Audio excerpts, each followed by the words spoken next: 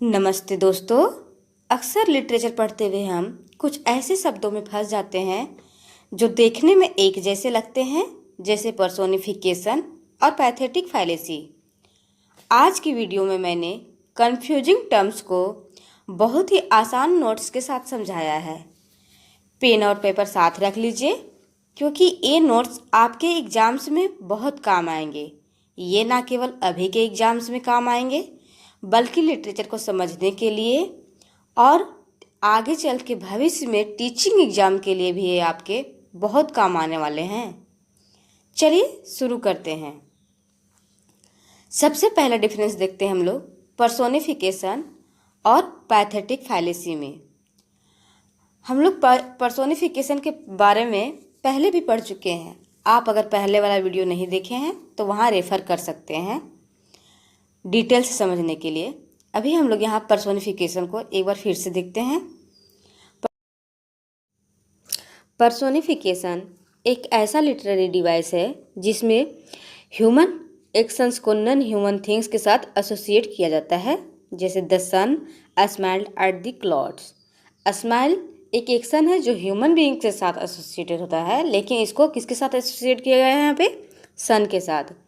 आपने हिंदी फिल्म का एक फेमस सॉन्ग सुना होता है जिसमें एक लाइन है, घुंघरू बजाती है हवा। ये घुंघरू बजाने का काम इंसानों का हो सकता है, हवा कैसे बजा सकती है भला? लेकिन यहाँ पे ये जो एक्शन है उसको हवा के साथ एसोसिएट किया गया है, इसलिए पर्सोनिफिकेशन का एग्जाम्पल है। अब आते हैं पैथेटिक फैलेसी को समझते हैं, जहाँ पर पर्सोनिफिकेशन में ह्यूमन एक्शंस को एसोसिएट किया जाता है नॉन ह्यूमन के थिंग्स के साथ। इसमें जो ह्यूमन का इमोशन होता है, जैसे हंसना, रोना, अपना दुख व्यक्त करना, ये सब इमोशंस को एसोसिएट किया जाएगा नॉन ह्यूमन थिंग्स के साथ, जो उसके अगल बगल के सराउंडिंग्स को रिप्रेजेंट करने का काम करता है। जैसे the clouds vaped mirroring my sadness, बादल भी रो रहे थे मेरी उदासी देख करके, जैसे वो मेरे उदासी का आईना हो। ऐसा कभी होता नहीं है, लेकिन इसको यूज किया जाता है। ठीक है, तो की डिफरेंसेस क्या है पर्सोनिफिकेशन में और पैथेटिक फैलेसी में? पर्सोनिफिकेशन में ह्यूमन एक्शंस को एसोसिएट किया जाता है नॉन ह्यूमन थिंग्स के साथ, लेकिन पैथेटिक फैलेसी में ह्यूमन इमोशन को एसोसिएट किया जाता है नेचर के साथ, हम लोग को अपना इमोशन एक्सप्रेस करने के लिए। ठीक है,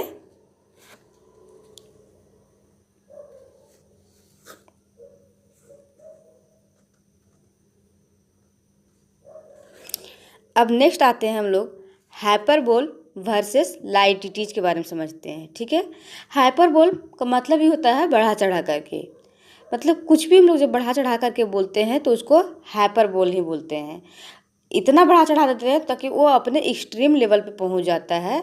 और ये ऐसा क्यों करते हैं? हम लोग अपने शब्दों पर अपने भावों को जोर देने के लिए। जैसे है, I am so hungry I could eat a horse, मतलब मैं इतना भूखा हूँ कि मैं घोड़े को खा सकता हूँ। भाई, कोई भी इंसान कितना भी भूखा क्यों ना हो, वो एक घोड़े को तो नहीं खा सकता या एक हाथी को तो नहीं खा सकता, लेकिन वो अपने हंगर के मतलब कि लेवल को दिखाने के लिए यहाँ पे ऐसा वर्ड यूज कर रहा है। ठीक है, बढ़ा चढ़ा करके बोल रहा है। उसके बाद है, I am so tired I could sleep for a year, मैं इतना थका हुआ हूँ कि मैं 1 साल तक सो सकता हूँ। ये भी पॉसिबल नहीं है किसी भी ह्यूमन बीइंग के लिए। अब आते हैं लाइटिटीज के बारे में समझते हैं। इसमें कुछ भी हम लोग बोलते हैं तो उसको कम करके बोलते हैं, और इसमें डबल अपोजिट का यूज होता है। ठीक है, डबल अपोजिट बोलिए, अब डबल नेगेटिव ज़्यादा बेहतर होगा, डबल नेगेटिव शब्द का यूज होता है। जैसे he is note a bad singer, यहाँ नोट और बैड दोनों नेगेटिव वर्ड्स है, और इसमें क्या बोलने के लिए बोला गया कि he is note a bad singer, मतलब वह एक अच्छा गायक है। तो अपने बातों में जोर देने के लिए हम लोग यहाँ डबल नेगेटिव का वर्ड का यूज कर रहे हैं, और कम से कम शब्द में अपने आइडियाज रखने के लिए। इट्स नॉट रॉकेट साइंस, हमको पता है रॉकेट यहाँ पे नेगेटिव नहीं है, लेकिन इस जिस सेंस में इसको यूज किया जा रहा है वो नेगेटिव है, वो कॉन्टेक्स्ट नेगेटिव है। यह कोई रॉकेट साइंस नहीं है कि तुमको समझ में नहीं आएगा। जब हम लोग ऐसा बोलते हैं तुमको आसानी से समझ में आ जाएगा, तो हम लोग वहाँ यूज करते हैं इट्स नॉट रॉकेट साइंस। तो याद रखने वाली बात क्या है, की डिफरेंसेस क्या है हाइपरबोल और लाइटिटीज में। हाइपरबोल में ओवर स्टेटमेंट होता है, मतलब किसी भी चीज़ को बहुत हम लोग बढ़ा चढ़ा करके एक्सट्रीम लेवल पर ले जा करके बोलते हैं, और लाइटिटीज में घुमा फिरा करके कम शब्दों में अपने आइडियाज मतलब रखते हैं, एक्सप्रेस करते हैं, लेकिन इसमें डबल नेगेटिव का यूज होता है। अब नेक्स्ट फिगर ऑफ स्पीच है आयरनी वर्सेस सार्काज्म। आयरनी को भी हम लोगों ने प्रीवियस वीडियोज में कवर कर चुकी हूँ।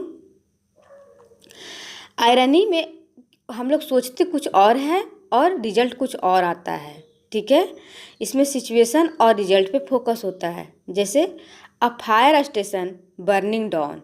अब भला फायर स्टेशन तो आग बुझाने का काम करती है ना, और वो उसमें खुद भी ही आग लग गया, तो ये क्या हो गया, आयरनी है ये, ठीक है। यहाँ पे एक्सपेक्टेशन कुछ और था और रिजल्ट कुछ और आ रहा है। अब आते हैं, समझते हैं सरकाज्म के बारे में।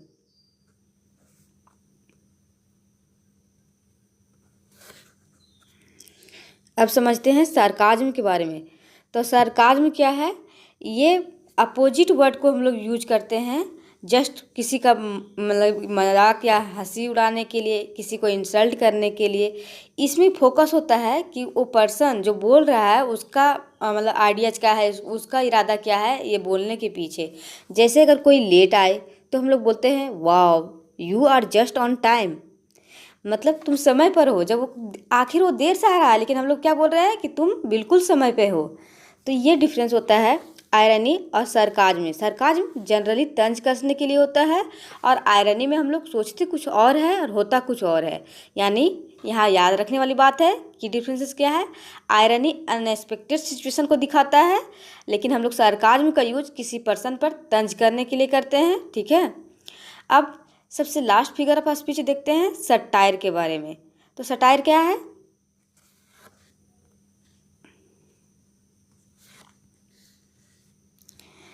सटायर क्या है, तो सटायर पूरा एक लिटरेरी जानरा है। ये कोई लिटरेरी डिवाइस नहीं है, वो पूरा लिटरेरी जानरा ही है। ये एक प्रकार का टेक्निक है जो एक्सपोज करता है क्या चीज़, किसी कंट्री की करप्शन को, फुलिशनेस को वो रिप्रेजेंट करता है, या सोसाइटी को, ठीक है। इसमें इसका जो आइडिया है इसको यूज करने का, वो है चेंज लाना, सोसाइटी में चेंज लाना उसकी कमियों को दिखा करके, ठीक है। ये जितने भी हम लोग पहले पढ़ चुके हैं, ह्यूमर हो गया, आयरनी हो गया, सरकाज्म हो गया, इसको वेपन की तरह यूज करता है अपनी सोसाइटी में चेंज लाने के लिए।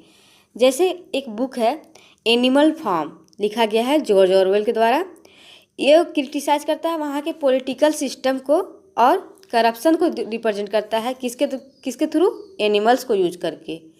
तो ऐसे वर्क्स को क्या बोलेंगे, सटायर बोलते हैं, ठीक है।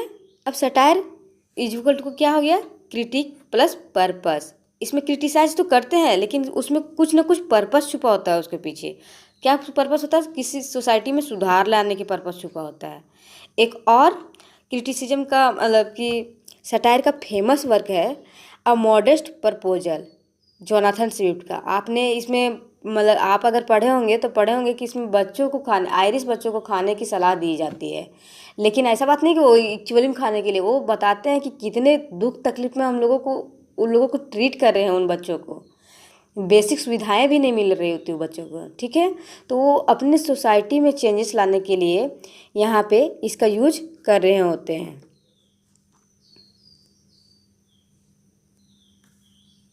तो दोस्तों उम्मीद है कि अब इन टॉपिक्स को